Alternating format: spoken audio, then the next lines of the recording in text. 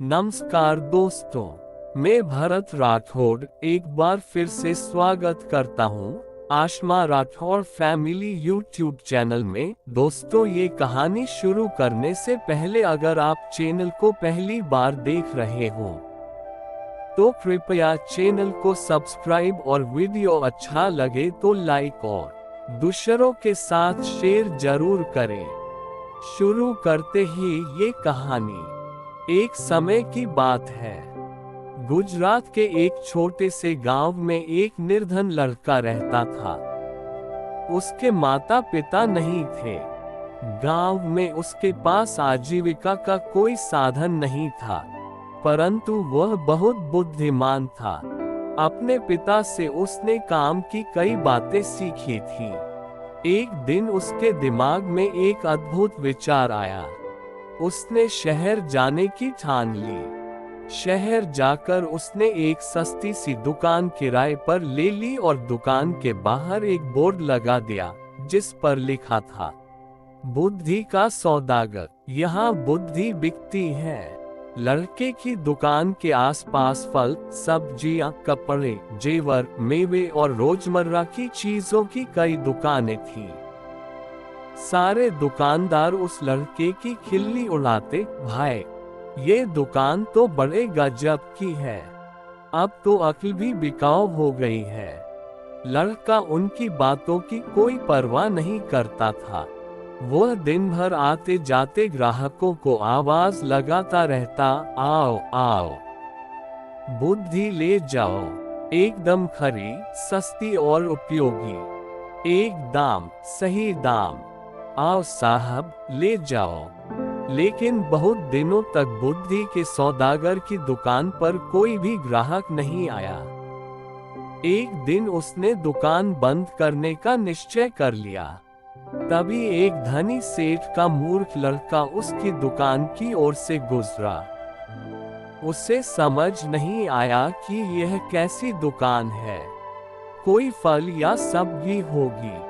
मेरे पिता मुझे हमेशा निर्बुद्धि और मूर्ख कहते रहते हैं, क्यों न थोड़ी बुद्धि खरीद लूं। ये सोचकर उसने सौदागर लड़के से कहा, एक सेर बुद्धि के कितने पैसे लोगे? लड़के ने उत्तर दिया, मैं बुद्धि तौल कर नहीं, उसकी किस्म के हिसाब से बेचता हूँ। मेरे पास तरह तरह की बुद्धि है, सबका दाम अलग अलग है। आपको कैसी बुद्धि चाहिए? तो ठीक है, एक पैसे में जिस तरह की बुद्धि आए दे दो। सेठ का लड़का लापरवाही से बोला। सौदागर लड़के ने कागज की एक पर्ची निकाली और सेठ के बेटे को दे दी। उस पर्ची पर लिखा था, जब दो लोग झगड़ रहे हो तो वहां खड़े होकर उन्हें देखना बुद्धिमानी नहीं है। सेठ का बेटा खुशी खुशी घर पहुंचा और अपने पिता को कागज की पर्ची देते हुए बोला, देखिए पिताजी, मैं एक पैसे में अकल खरीद कर लाया हूँ। सेठ ने पर्ची पढ़ी और तमतमा कर बोले, मूर्ख, एक पैसे में यह क्या लाया है? ये बात तो सभी जानते हैं, तुमने मेरा एक पैसा डुबो दिया। सेठ तुरंत सौदागर की दुकान पर पहुंचा और उस लड़के को बुरा भला कहते हुए बोला, लोगों को ठगते हुए तुम्हें शर्म नहीं आती? मेरा एक पैसा वापस करो। पैसा क्यों वापस करूं? माल दिया है, पैसा लिया है, लड़के ने कहा। ठीक है, ये लो अपना कागज का फटा टुकड़ा जिसे माल कह रहे हो। नहीं चाहिए हमें तुम्हारा माल, ये लो। कहते हुए सेठ उसकी पर्ची वापस करने लगा। पर्ची नहीं, मेरी सीख वापस करो। अगर पैसा वापस चाहिए तो आपको एक कागज पर लिखकर देना होगा कि आपका बेटा कभी भी मेरी सीख का प्रयोग नहीं करेगा। बात बन गई, दोनों पक्ष मान गए। सेठ ने कागज पर हस्ताक्षर कर दिए और अपना पैसा वापस लेकर प्रसन्न हो गया। समय बीतता गया। उस प्रदेश के राजा की 2 रानियां थीं। एक दिन दोनों रानियों की दासियां बाजार गईं। वहां उनका झगड़ा हो गया। बात हाथापाई तक पहुंच गई। लोग चुपचाप खड़े देख रहे थे। उन्हीं में सेठ का बेटा भी था। झगड़ा बढ़ता देख सारे लोग एक एक कर वहां से चले गए, मगर सेठ का लड़का करारनामे के अनुसार वहां से जा नहीं सकता था। वह अकेला ही खड़ा रह गया। बस फिर क्या था, दोनों दासियों ने उसे अपना गवाह बना लिया। झगड़े की बात राजा रानियों तक पहुंची। सेठ और उसका लड़का राज दरबार में लाए गए। दोनों रानियों ने लड़के से कहा कि वह उनके पक्ष में गवाही दे। सेठ और उसके बेटे के तो होश उड़ गए।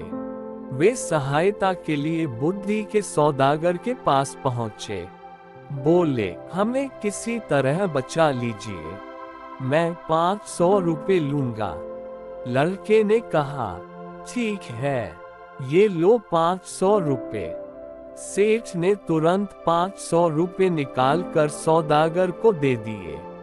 देखो, जब गवाही देने के लिए बुलाया जाए तो पागल की तरह व्यवहार करना, बुद्धि के सौदागर ने उपाय बताया। सेठ के बेटे ने वैसा ही किया। राजा ने उसे पागल समझकर महल से बाहर निकाल दिया। इसी तरह की 1-2 घटनाएं और हो गईं। बुद्धि के सौदागर की चर्चा राजा के कानों में भी पड़ी। राजा ने उसे बुलवाया और पूछा, सुना है तुम बुद्धि बेचते हो, क्या तुम्हारे पास बेचने के लिए और बुद्धि है? जी हुजूर, आपके काम की तो बहुत है, लेकिन 1 लाख रुपए। सौदागर लड़के ने कुछ हिचकते हुए कहा, तुम्हें 1 लाख रुपए ही दिए जाएंगे, तुम पहले बुद्धि तो दो। राजा बोले। सौदागर ने एक पर्ची राजा को दे दी। राजा ने पर्ची खोलकर पढ़ी। पर्ची पर लिखा था, कुछ भी करने से पहले खूब सोच लेना चाहिए। राजा को ये बात बहुत पसंद आई। उन्होंने अपने तकिए के गिलाफ पर, पर्दों पर, अपने कक्ष की दीवारों पर, अपने बर्तनों पर इस वाक्य को लिखवा दिया, जिससे वह इस बहुमूल्य बात को कभी न भूले और न ही कोई और भूल सके। एक बार राजा बहुत बीमार पड़ गए। राजा के एक मंत्री ने वैद्य के साथ मिलकर षड्यंत्र रचा और उनकी दवा में विष मिलाकर ले आया। राजा ने दवा का प्याला अभी मुंह के पास रखा ही था कि उस पर खुदे शब्दों पर उनकी नजर पड़ी, कुछ भी करने से पहले खूब सोच लेना चाहिए। राजा ने प्याला नीचे रखा और दवा को देखकर सोच में डूब गए कि ये दवा पीनी चाहिए या नहीं। वैद्य और मंत्री को लगा कि उनका भंडा फूट गया है। वे दोनों डर गए और राजा से क्षमा मांगने लगे। महाराज, हमें क्षमा कर दीजिए, हमसे बहुत बड़ी भूल हो गई। राजा ने तुरंत सिपाहियों को बुलवाकर दोनों को कारागार में डलवा दिया और बुद्धि के सौदागर को बुलाकर इनाम में खूब सारा धन दिया और उसे अपना मंत्री बना लिया।